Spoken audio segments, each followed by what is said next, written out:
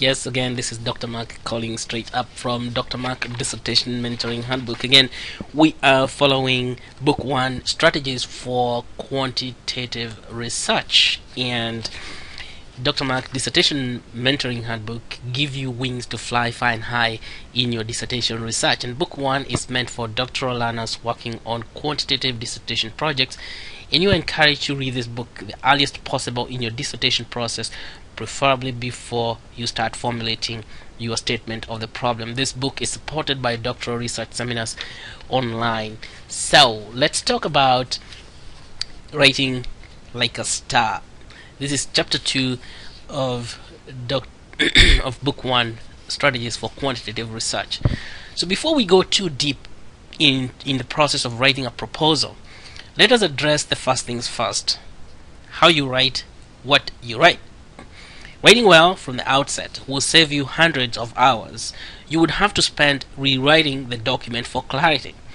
Writing well will save you thousands of dollars you would have to spend on editing services. The Academic Review Board and the Office of the Dean will not accept work that is not well written. If your work is not accepted, you have to retake dissertation classes. Writing well from the outset prevents from having to retake those dissertation classes. How do you know how to write well? Do not sweat this question. The university has provided a checklist of elements of a well-written piece, known as Standards for Written Work. You may have seen this document and dismissed it, or maybe you did not have enough time to read it.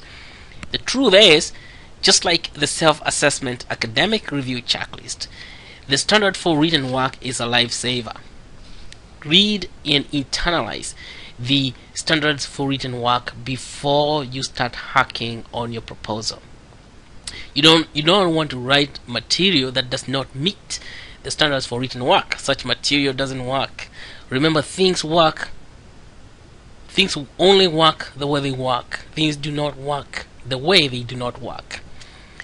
The Standards for Written Work contains 9 criteria that you must know by heart, because they must reflect in each section of your dissertation proposal and ultimately in the dissertation itself. The 9 criteria are: depth of scholarship, originality, theoretical and conceptual framework, the use of literature, substantive value, clarity and logic of presentation, grammar, APA style, and readability. Let us explore each one of these criteria. Depth of scholarship. The term depth of scholarship means that your manuscript shows that you've covered all key elements of each section. Make sure that you address each element in a section comprehensively. A good strategy for making sure that you have addressed every element comprehensively is by responding to the following question: what is it? How does it work? And how does it apply to my study? Responding to the first question, what is it, helps you to define the element. Be sure to define every element that you introduce. A good definition means that you do not lose your reader. Defining an element helps to maintain the flow of thought and keeps the reader interested in continuing to read the section. It is very confusing for a reader to come across new elements in a section that the writer did not define or explain. Seek not to confuse the reader. Seek to make the work of reading your dissertation easy by defining each element you introduce. Depth of scholarship means not only making sure that you covered all the elements, but also defining each element clearly so that the reader can understand its meaning. The second requirement of comprehensiveness is an explanation of how the element works in the real world. Like, how does the element operate in real world? You develop an explanation of the operation of the element by responding to the question, how does it work? Provide at least 2 examples of how the element works and give citations for the examples. Finally, explain how the element applies to the situation at hand. By responding to the question, how does it apply to my study, helps to tie the element back to your study. It is quite common to read manuscripts containing elements that do not tie to the study. tying the element back to your study renders your work thematic to the specific area of study, and you have to ensure accuracy and be persuasive in all your arguments. Next stop is originality. Originality requires three important actions. One is comparing, the second action is contrasting, and the third action is integrating. You know that your work is original when you compare similar ideas in literature and note all similarities. If everything is similar, then your work is not original. It is simply a reproduction of other work, and that lacks in originality. You also know your work is original by contrasting it with similar work. Contrasting means describing all the differences between your work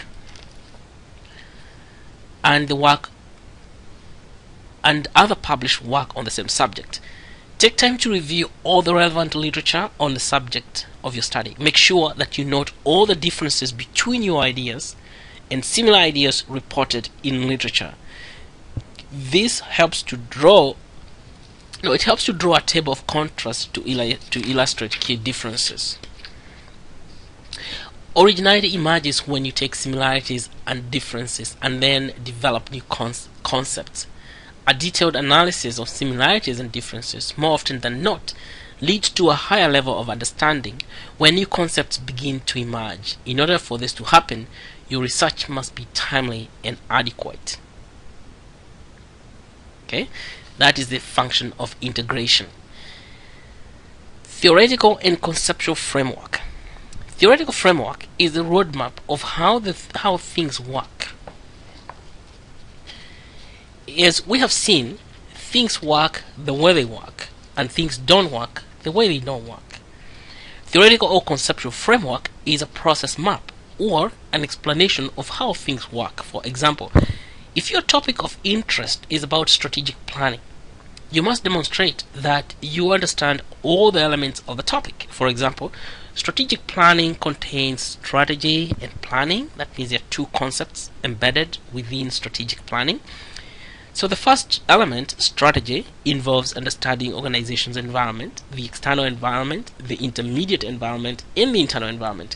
And strategy also involves understanding all the stakeholders who inhabit these different environments and how they affect the organization's operations. A good demonstration of understanding of the concept of strategy, that is the conceptual framework of the strategy necessarily means a discussion about the organization's environment and the stakeholders and the strengths and the weaknesses of dealing with each group of stakeholders. Then you would take the concept of planning and do a similar analysis so that you have now strategic and planning. Planning involves thinking about the future. Okay, use of literature. Good use of literature means that you ground your arguments in appropriate and timely academic literature. You must strive to obtain the best sources for literature about the topic. Typically, peer-reviewed journals like the Journal of the Global Healthcare Systems, jghcs.info, are best sources. Avoid using textbooks, newspapers, and magazines. Why? Because textbooks contain very old information that had to spend a lot of time before its production, and most of the time textbook is a synthesis of ideas from different people. Newspapers contain mainly opinions and reports that are not necessarily well reviewed. Magazines have the same problem as the newspapers, and they are not considered scholarly works. Substantive value. So what is substantive value? Substantive value means that you address a substantive area of study. Substantiveness, has something to do with boundaries. Every area of study has boundaries which define the external limits of a substantive area. For example, nursing is a substantive area of healthcare workforce. The concept of nursing is governed by specific principles whose boundary conditions are knowable. For example, the work of a nursing professional differs substantially from the work of a medical technician, even though both can be found in the same hospital or the same working environment. Subspecialization produces finer substantive areas. For example, intensive care nursing is substantively different from community care nursing, which is also different from cardiac nursing, which is different from neurosurgical nursing, which is different from internal medicine nursing. Each of these areas of nursing has developed into subspecialties, each with its own substantiveness. So a good written piece of substantive value demonstrates good understanding of a substantive area with an exploration of all aspects of the area, with supporting literature and examples. So next, let's talk about clarity and logic of presentation. Clarity and logic of presentation means that you establish a clear pattern of explaining yourself. To establish clarity and logic, you must do first things first. Okay, that sounds easier said than done. Must do first things first. Start by introducing the concept of a section in each section. We easily forget to introduce our concepts to our readers. For example, you're already familiar with the concepts, and because of this, the concepts may seem as if they are obvious to everyone. Yes, they're obvious to you, but they're not obvious to everyone else. Make sure that you define every new concept you introduce, even if the concept seems very, very obvious to you. Remember, we said about the same thing when we were talking about the depth of scholarship. The first thing to do is define by answering the question, what is it? Same thing here. By answering that question, what is it, helps you to establish clarity from the outset. In any case, the way you understand the concept is not necessarily the same way other people understand it. So to avoid confusion, introduce your concepts and define them well. After defining a concept, stay with it. Explain how it ties with the purpose of your work. Do not introduce another new concept in the midst of a concept. If you need to introduce a new concept to support the foregoing concept, say so. Say that I am going to introduce a new concept here. Just don't throw it in there. Explain that the present concept leads to another concept. Close the paragraph and start a new paragraph with a new concept. Start the new paragraph for the new concept. Make sure that your story flows from concept to concept. Establish a flowing logic so that the story cascades from top to bottom. The conclusion of your paper must be comprehensive. Make sure that you address all key elements required for each section. Alright, what about APA format? APA format is straightforward. You know what to do about APA. You just get the APA manual 6th edition for at the time of current recording.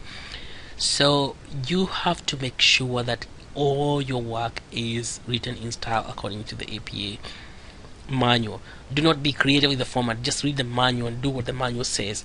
Cite ideas properly. Make sure that your reference list on the reference page follows APA guidelines. Place the references on a separate page just as it is described. Lay out your paper effectively using headings and subheadings for ease of readability. Use graphics to enhance readability of your work. Don't be too creative. Just go to the book, the APA manual, and follow it step by step. Keep the APA manual next to you when you're writing so that you keep referring back and forth to the manual so that it can help you format your paper. Wow. Grammar, punctuation, and spelling. This is another one which is sometimes very difficult for many people. Grammar. Be sure to follow the rules of governing the use of standard English, American English. Countercheck the spelling and punctuation and make sure you pay attention to detail. Readability of sentences. Make sure that your sentences are complete, clear, and concise. Construct your sentences well. This is the biggest problem in writing: poor construction of sentences.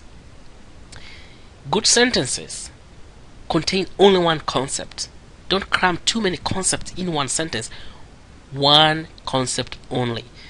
Each sentence should have only one concept. make your sentences short and to the point. Most of your sentences should be less than 10 words. Good sentences contain 5 to 10 words. Make sure that the transition between sentences is clear. Each sentence must support the concept described in the previous sentence. In this way, you establish consistency of concepts in consequent sentences. Maintain a smooth flow in logic from sentence to sentence. Your paragraphs must be comprehensive. Each paragraph should contain only one concept. Remember that we talked about a sentence containing only one concept. This does apply to the paragraph as well. That means that the concept that you introduced in the first sentence of that paragraph must be the only concept contained in the entire paragraph. So, introduce the concept of the paragraph with the first sentence of the paragraph. Then explain the application of the concept of the paragraph. Then provide examples that can help the reader understand the application of the concept. Finally, conclude the concept of the paragraph and provide a transition to the next paragraph in which you introduce the next concept. So the transition between paragraph is smooth that way. Okay? So that's how you do it. You confine one concept per paragraph. Sectioning. So how do you create section? So you must create section, and sections are defined by a subheading. So there's going to be a section heading, and sectionalizing your paper into headings improves the readability of your work. So you must develop your sections well. Each section necessarily contains several paragraphs exploring the topic of the section. Make sure you address all the key elements of the topic of the section. Address each key element in a separate paragraph. As I have emphasized, each element in a separate paragraph. Make sure that each paragraph is self-contained, addressing only one concept. Establish a logical flow of thought from paragraph to paragraph in each section. The first paragraph should contain definitions of key elements in the section. The subsequent paragraphs address each key element paragraph by paragraph. The final paragraph concludes this section and introduces the next section. Use precise words. Make sure your words are not ambiguous. Okay, what about the tone? The tone depends on your audience. You know that scholarly papers require scholarly tone. Alright, that is straightforward, that's a given. Make sure that the tone of your paper is appropriate to the audience. Use formal tone in academic writing. Avoid informal tone. Avoid use of jargon words, colloquialism, but use simple, plain English that is understood by young people. Now, again, I just want to tell you that we're going to stop there because this is going on too long, but that was important that we talk about how you write like a star, and if you follow some of these ideas, maybe they're going to be very helpful to you. Thank you so much. Bye.